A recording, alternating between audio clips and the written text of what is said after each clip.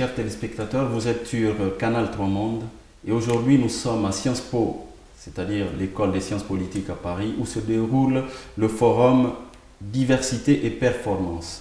Et nous recevons pour vous Madame Laurence Meignery, présidente de Capital Citizen, ou Citizen Capital.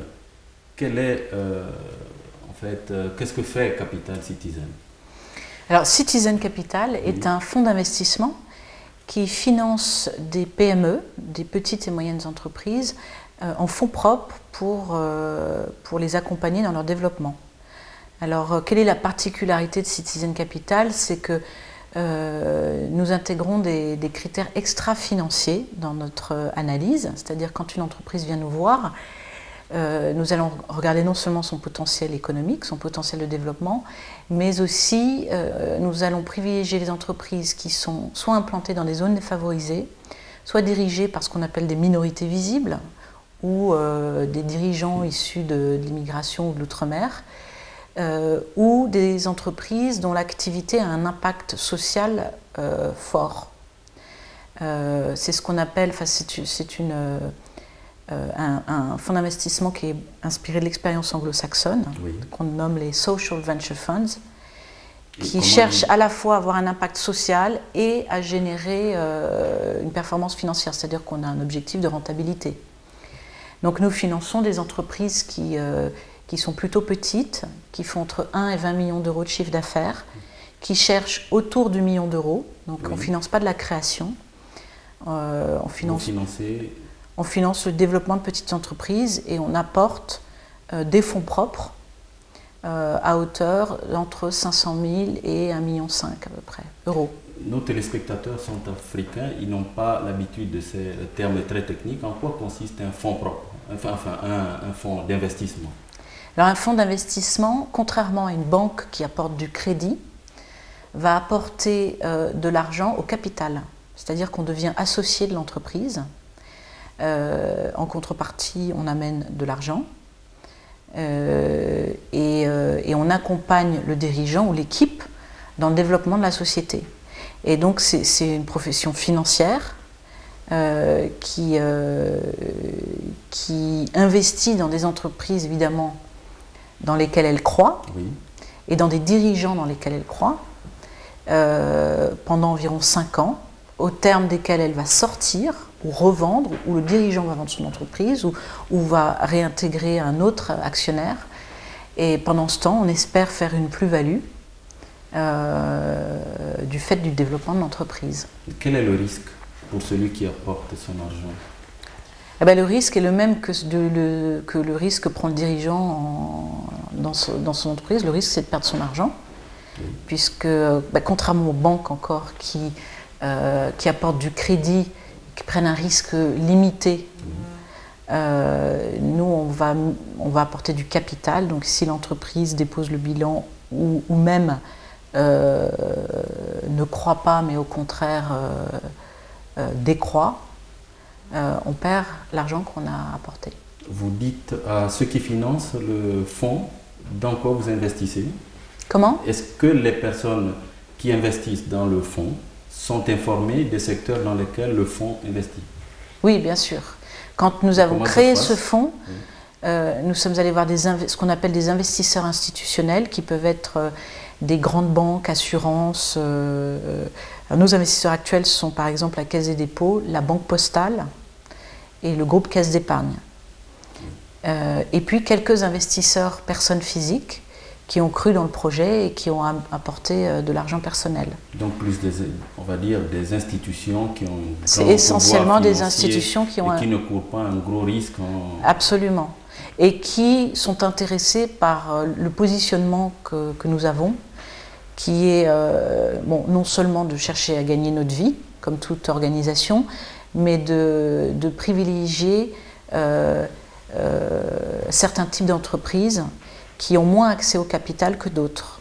Et en France, identifier ces entreprises en fait, quand on a créé Citizen Capital, moi, le constat que j'avais fait, on a fait une petite étude de marché, et empiriquement, mon hypothèse était que les gens issus de l'immigration, ou les Noirs, ou les Arabes en France, les gens implantés, les dirigeants implantés dans des zones défavorisées, qu'elles soient urbaines ou rurales d'ailleurs, avaient moins accès aux fonds, étaient moins financés en fonds propres que d'autres, donc avaient moins de capacité à se développer. Et on a fait une étude sur les fonds de développement, les fonds de capital développement en France, et on a constaté que dans les dirigeants financés par ces fonds, 82% sortaient des grandes écoles, une majorité écrasante, je ne sais pas si c'était pas 97% de blancs, 97% d'hommes, et 80 et quelques pourcents de gens implantés dans des zones plutôt cœur d'agglomération, plutôt favorisées. Donc, c'est votre étude de marché qui vous a amené, après ce constat, à créer Citizen Capital. C'est cette étude de marché et l'analyse de ce qui s'est passé aux États-Unis ces 30 dernières années, puisqu'aux États-Unis, il y a 150 fonds aujourd'hui qui représentent 11 milliards de dollars sous gestion. 150 fonds seulement? 150 fonds d'investissement aux États-Unis qui sont ce qu'on appelle des social venture funds, qui financent des entreprises implantées dans des zones défavorisées ou issues des minorités, ou de dirigeants issus des minorités. Et l'expérience américaine nous a montré, et a aussi montré à nos investisseurs qui hésitaient au départ à financer ce type de projet, a démontré que ces fonds étaient rentables. C'est-à-dire que ce n'est pas parce qu'on investit dans des entreprises qui sont dirigées par des gens qui n'ont pas le même accès au capital ou qui sont implantés dans des zones peu attractives qu'on ne va pas être rentable. Au contraire, c'est plutôt, l'expérience américaine montre plutôt que c'est des fonds qui fonctionnent très bien parce qu'il y a peu de concurrence, parce que c'est des dirigeants qui sont déterminés et dont les entreprises meurent peu. C'est des gens qui ont la niaque, si on peut dire. Tout à fait. Et c'est aussi souvent des dirigeants qui ouvrent des nouveaux marchés. Aux États-Unis, c'est réglementé. Et en France, y a-t-il une loi? Alors il est vrai que le Small Business Act américain, qui existe depuis 50 ans, puisqu'il date de 1953, a largement favorisé ce type d'initiative. Pourquoi? Parce que le Small Business Act, qu'est-ce que c'est? C'est l'obligation faite par la loi américaine aux grandes entreprises de sous-traiter une partie de leurs achats, qui est d'environ un quart de leurs achats, à des PME. Ceci permet aux PME, c'est-à-dire aux petites et moyennes entreprises, d'accéder au marché des grandes entreprises. Puisque, comme tout le monde sait, c'est toujours plus facile de faire confiance à des gros, des gens qui ont déjà les moyens et qui n'ouvrent pas des marchés. Voilà. Et ce Small Business Act a permis aux PME américaines d'être extrêmement dynamiques. Et à l'intérieur de ce Small Business Act, 5% des achats des grandes entreprises doivent être réalisés auprès de PME qui sont soit dirigées par des minorités visibles, enfin ce que les Américains appellent des minorités ethniques, soit des femmes, soit des vétérans de guerre. Bon, ça c'est lié à l'histoire américaine. Et alors, comment est-ce que, après, c'est mesuré? Enfin, comment tout cela est mesuré? Comment sait-on qu'effectivement cette entreprise a fait 5% de ses commandes auprès de ces entreprises? Ça mène à la question de la transparence. Oui, alors les Américains ont 40 ans de politique publique sur les sujets dits de diversité, de gestion de la diversité. Donc très tôt, la loi américaine a mis en place ce qu'on appelle des politiques d'affirmative action qui obligent les entreprises, mais pas seulement, les grandes écoles, à mettre en place des outils de suivi et des indicateurs de résultats pour montrer chaque année dans leurs rapports annuels les progrès qu'ils ont réalisés en termes de recrutement de gens issus des minorités, tout ça pour lutter contre les phénomènes de discrimination. Et aujourd'hui, donc, il est assez naturel, enfin, toutes les entreprises américaines ont des rapports qui montrent leur recrutement de Noirs, de Latino-Américains, enfin tout ça est très segmenté. Alors on revient à la question sur la France. Bon, en France, c'est beaucoup plus difficile parce qu'on ne reconnaît pas la notion de minorité. On est très attaché au fait qu'un homme est un homme et n'est pas différent. On ne fait pas de différence entre les hommes. Enfin, en tout cas, la loi n'accepte pas qu'on fasse de différenciation. On a très vite peur du communautarisme, etc.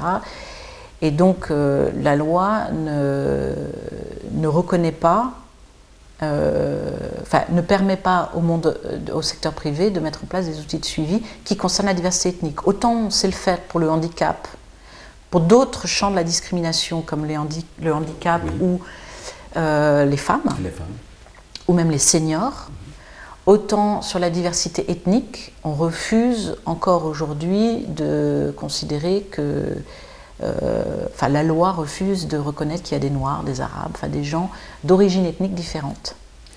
Même si ça avance. Donc du coup, nous n'avons pas d'outils de mesure et les entreprises en France ne sont pas en mesure d'être transparentes sur leurs progrès réalisés en matière de diversité ethnique, alors qu'elles le font sur le handicap et les femmes. Faut-il de plus en plus une mobilisation de ces communautés pour revendiquer leur... Alors il y a un débat en France, effectivement, sur est-ce que c'est de l'initiative de la responsabilité de l'entreprise, en gros, ou est-ce que c'est de la responsabilité du politique de mettre en place des politiques publiques qui obligent l'entreprise à mettre en place des indicateurs, etc. Bon, pour moi, il est évident que c'est du rôle du politique de faire évoluer et de réglementer. Les entreprises, par ailleurs, ils sont totalement prêtes, et elles sont tout à fait prêtes à mesurer. Elles sont même largement en avance sur le politique, sur ces sujets. Et pourquoi, à mon sens, le monde politique tarde à mettre en place ce type de politique publique, c'est parce que je pense que la société française n'est pas totalement prête et que le politique ne met en place des actions qu'une fois que la société est prête. Voilà. Et effectivement, je pense que on voit très bien comment les syndicats savent mettre en place des rapports de force quand il faut sur des sujets sociaux. Je pense qu'il faut être capable de mettre en place des rapports de force, y compris communautaires.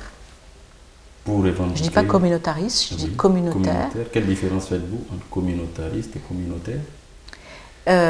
Communautaire, c'est de reconnaître qu'il y a une communauté noire en France, par exemple, ce qui ne veut pas dire que la communauté noire de France va avoir des droits différents du reste de la population. C'est simplement qu'elle s'organise en force, elle se mobilise pour jouer un rôle de lobby, pour faire reconnaître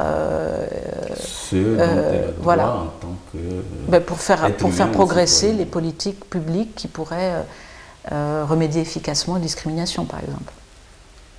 Notre émission est à présent terminée. L'intérêt d'avoir reçu Madame Ménieri, c'était d'apporter, comme d'habitude le fait notre chaîne, des expériences qui ont fait leurs preuves aux États-Unis et qui aujourd'hui sont en train d'être appliquées par des acteurs français en France, et de les faire connaître à nos téléspectateurs, qu'ils soient en France, bien sûr, puisque nous y sommes, mais partout dans le monde où les discriminations de toute forme empêchent certaines personnes de jouir de ce que peut leur apporter comme ouverture, comme possibilité, les États dans lesquels ils naissent et jouissent. À très bientôt sur Canal 3 Monde.